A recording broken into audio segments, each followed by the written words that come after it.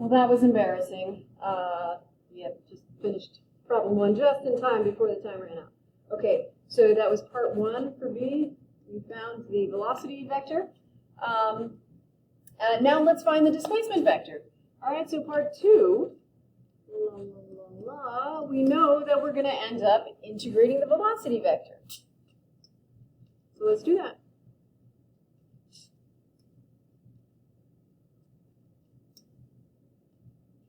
All right, so displacement is the integral of the velocity vector. All right, so that's going to be the integral of 5 negative 9.81 t plus 2 dt. All right, so when we integrate each of these components, we are going to get 5t plus c and negative 9.81 t squared divided by 2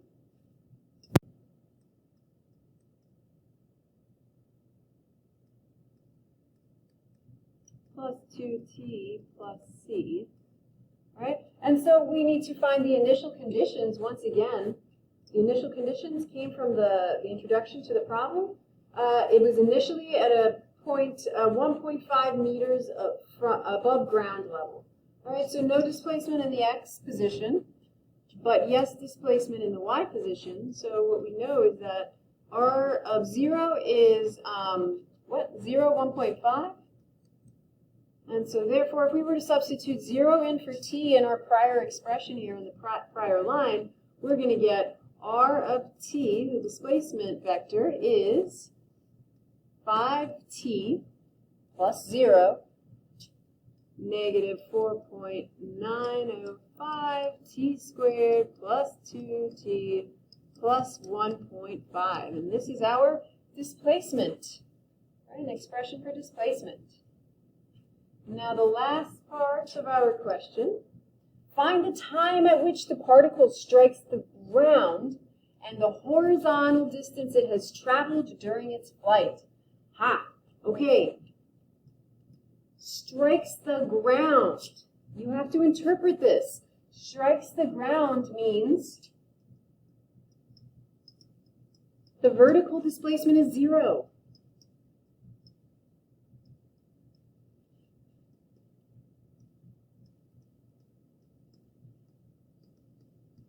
Doesn't matter how far it's traveled horizontally.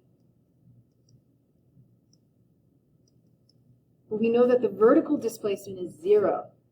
All right, so that means, oops, that's not supposed to be in parentheses. That means we need to set our y component equal to 0.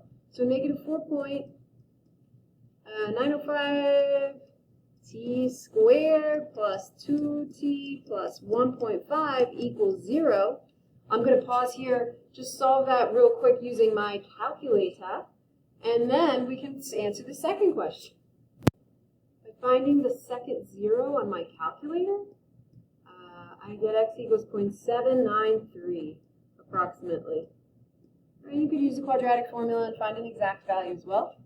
And now, at t equals 0.793, we want to know the horizontal distance it has traveled. Okay, so that means we need to substitute this t into only the horizontal component. All right, and so that means horizontal distance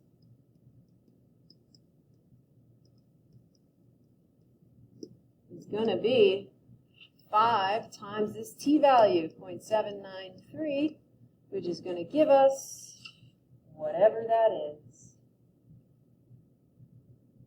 5 times 0.793.